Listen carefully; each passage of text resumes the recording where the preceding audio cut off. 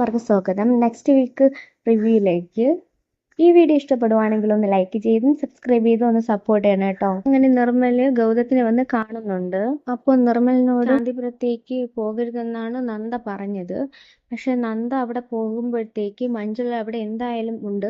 പിന്നെ എന്തൊക്കെ പ്രശ്നങ്ങളാണ് നന്ദയുടെ ജീവിതത്തിൽ ഉണ്ടാകുന്നതെന്ന് നിർമ്മലിന് അറിയാം. അതുകൊണ്ടാണ് എല്ലാ കാര്യങ്ങളും ഗൗതത്തിനെ അറിയിക്കാൻ വേണ്ടി നിർമ്മല് ഗൗതത്തെ കാണുന്നുണ്ട്. അത് നന്ദയുടെ സുരക്ഷയ്ക്ക് വേണ്ടിയാണ് നിർമ്മല് വന്ന് ഈ ഗൗതത്തിനോട് പറയുന്നത്. പക്ഷെ ഇതൊക്കെ പറയാൻ വേണ്ടിയിട്ടാണ് നിർമ്മൽ അവിടേക്ക് എത്തുന്നതെങ്കിലും പക്ഷെ ഗൗതം വളരെ മോശമായിട്ടൊക്കെയാണ് നിർമ്മലിനോട് സംസാരിക്കുന്നത്. വളരെ മോശം രീതിയിലൊക്കെയാണ് ഗൗതം നിർമ്മലിനോട് സംസാരിക്കുന്നത്.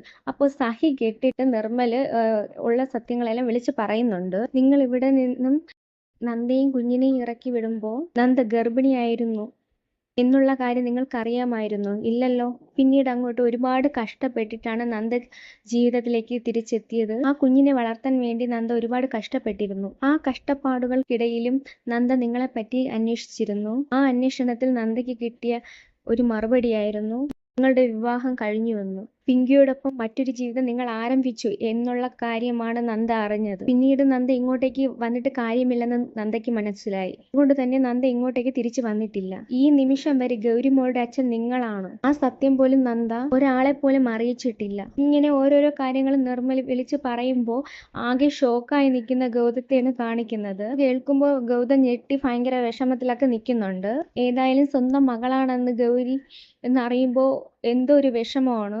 ഇതറിഞ്ഞിട്ട് നന്ദ ശാന്തിപുരത്തേക്ക് തിരിച്ചു പോകുന്നു എന്നറിഞ്ഞപ്പോൾ ഗൗതം നന്ദ ശാന്തിപുരത്തേക്ക് പോകുന്നു എന്നറിഞ്ഞ് നന്ദ പോകുന്ന ആ ബസ്സിൽ കയറി നോക്കുന്ന ഒരു സന്ദർഭമാണ് കാണിക്കുന്നത്. അപ്പോൾ ബസ്സിൽ എല്ലായിടത്തും നോക്കിയിട്ടും കുഞ്ഞിനെ കാണാനില്ല, നന്ദയും കാണാനില്ല. അപ്പോൾ ഒരിടത്ത് നന്ദയും മോളും ഉണ്ട്. അപ്പോൾ മോള് കിടന്ന് ഉറങ്ങുവാണ്. പക്ഷേ നന്ദ എത്ര ശ്രമിച്ചിട്ടും ഗൗതം വിട്ടുകൊടുക്കാതെ തന്നെ മോളെ എടുത്തുകൊണ്ട് ആ ബസ്സിൽ നിന്ന് ഇറങ്ങുന്നതാണ് കാണിക്കുന്നത്. നന്ദ എത്ര ശ്രമിച്ചിട്ടും മോളെ വിട്ടുകൊടുക്കുന്നില്ല ഗൗതം. നന്ദ പറയുന്നുണ്ട് എൻ്റെ മോളെ എനിക്ക് താന്നൊക്കെ പറയുന്നുണ്ടെങ്കിലും ഗൗതം അതൊന്നും വകവയ്ക്കാതെ മോളെയും എടുത്തുകൊണ്ട് ഇറങ്ങുന്നുണ്ട്. ഞാനിനി ഇവളെ തിരിച്ചു തരത്തില്ല, ഇന്നീവരത്തിലേക്ക് കൊണ്ടുപോകുന്നു എന്നൊക്കെ പറഞ്ഞിട്ടാണ് ഗൗതം മോളെ എടുത്തുകൊണ്ട് പോകുന്നത്. നന്ദ ഒരുപാട് എതിർക്കാനൊക്കെ ശ്രമിക്കുന്നുണ്ട്. നന്ദ എത്രയൊക്കെ ശ്രമിച്ചിട്ടും ഗൗരിമോളെ വിട്ടുകൊടുക്കുന്നില്ല ഗൗതം. ഏതായാലും ഗൗതം ഗൗരിമോളെയും കൊണ്ട് ഇന്നീവരത്തിൽ എത്തുകയാണ്. അന്നേരം ഒത്തിരി സന്തോഷമാകുന്നുണ്ട് നന്ദമോന്. അതുപോലെ തന്നെ എല്ലാവരും അവിടെ ഇരിപ്പുണ്ടായിരുന്നു. അപ്പോൾ എല്ലാവർക്കും ഒരു അത്ഭുതമാണ്. ഗൗരിമോളെയും കൊണ്ട് ഗൗതം കയറി വരുമ്പോഴത്തേക്ക് അവർക്കെല്ലാം ഇതെന്താ സംഭവമെന്ന് മനസ്സിലാകുന്നില്ല. അതുപോലെ തന്നെ പിങ്കിയും ഉണ്ട്. അവർക്ക് ആർക്കും കാര്യങ്ങളൊന്നും മനസ്സിലാകുന്നില്ല ഈ ഗൗതം എന്താ ചെയ്യുന്നതെന്ന്. അപ്പോൾ ഈ സമയം നന്ദയാണെങ്കിൽ പോലീസിൽ പരാതി കൊടുക്കുന്നുണ്ട് മോളെ എടുത്തോണ്ട് പോയതിൽ. പക്ഷെ അവിടെ എത്തുന്നത് പോലീസും കുറേ ആൾക്കാരുമാണ്. അതിനുശേഷം കാണിക്കുന്നത് ഗൗതം നേരെ ഗൗരിമോളെ എടുത്തോണ്ട് റൂമിലേക്ക് പോകുന്നുണ്ട്. അപ്പോൾ റൂമിൽ കൊണ്ടുപോയിട്ട് ഒരു ബെഡിൽ കിടത്തുന്നുണ്ട് ഗൗരിയെ. എന്നിട്ട് അടുത്ത് നന്ദമോനും ഉണ്ട്, ഗൗതവും ഇരിക്കുന്നുണ്ട്.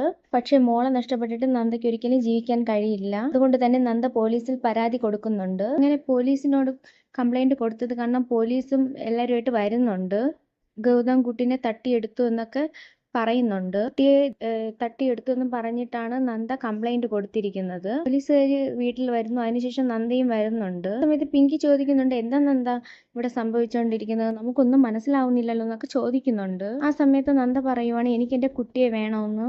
കൂടുതലൊന്നും പറയാനില്ല, ഞാൻ ശാന്തിപുരത്തേക്ക് തിരിച്ചു പോകുന്നുണ്ട്. പക്ഷെ എനിക്ക് എൻ്റെ മോളെയും വേണം, എനിക്ക് കൊണ്ടുപോയേ പറ്റൂ എന്നൊക്കെ പറയുന്നുണ്ട്. പക്ഷെ അന്നേരം ഗൗതം അകത്തുനിന്ന് ഇറങ്ങി വരുന്നുണ്ട്. അന്നേരം ഗൗതം പറയുവാണ് ഞാൻ വേറെ ആരുടെയും കുഞ്ഞിനെയല്ല തട്ടിയെടുത്തത്, എൻ്റെ സ്വന്തം എൻ്റെ രക്തത്തിൽ പിറന്ന കുട്ടിയാണ് ഞാൻ എടുത്തോണ്ട് വന്നതെന്ന് പറയുന്നു. അന്നേരം അവിടെ എല്ലാവരും ഞെട്ടി നിൽക്കുന്നുണ്ട്. ആ സമയത്താണ് എല്ലാവരും ഈ സത്യം അറിയുന്നത്, ഗൗരിമോള് ഗൗതത്തിന്റെ കുട്ടിയാണെന്നുള്ള കാര്യം. ഏതായാലും എല്ലാവരും അറിഞ്ഞു കഴിഞ്ഞിരിക്കുന്നു ഗൗതത്തിന്റെ മകളാണ് ഗൗരിമോളെന്ന്. പിന്നെ അതിനുശേഷം വലിയ വലിയ സംഘർഷമാണ് ഇന്നീവരത്തിൽ നടക്കുന്നത്. അതിലേറെ വിഷമത്തിലോ ആയിരിക്കുകയാണ് പിങ്കിയും. നന്ദയാണെങ്കിൽ വേറെ വിവാഹം കഴിച്ചിട്ടില്ല. പക്ഷെ ഗൗതം ഒരു വിവാഹം കഴിച്ചതാണല്ലോ. നന്ദയ്ക്കാണെങ്കിൽ ഗൗതത്തിൽ പിറന്ന ഒരു മകളുണ്ട്.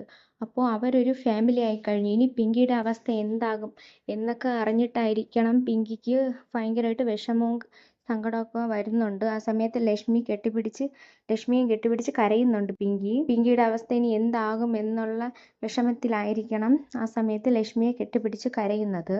ഏതായാലും നന്ദ പറയുന്നുണ്ട്, കുട്ടിയെ കിട്ടിയതിന് ശേഷം ഞാൻ ഇവിടെ നിന്ന് പോകത്തുള്ളൂ എന്ന് നന്ദ പറയുന്നുണ്ട്. അങ്ങനെ വീടിന്റെ ഫ്രണ്ടിൽ നിന്ന് ഭയങ്കരമായിട്ട് ബഹളം വെക്കുന്നുണ്ട് നന്ദ. നന്ദയെ പോലീസ് സ്റ്റേഷനിലെ ലോക്കപ്പിലാക്കുന്നുണ്ട്. അങ്ങനെ നന്ദ സ്റ്റേഷനിൽ ലോക്കപ്പിൽ ആകെ വിഷമിച്ചിരുന്ന് കരയുന്നതാണ് കാണിക്കുന്നത്. ഇതൊക്കെയാണ് പ്രമോ വിശേഷങ്ങളായിട്ട് കാണിക്കുന്നത്. അപ്പോൾ ഈ വീഡിയോ ഇഷ്ടപ്പെടുവാണെങ്കിൽ ഒന്ന് ലൈക്ക് ചെയ്തും സബ്സ്ക്രൈബ് ചെയ്തും ഒന്ന് സപ്പോർട്ട് ചെയ്യണം കേട്ടോ.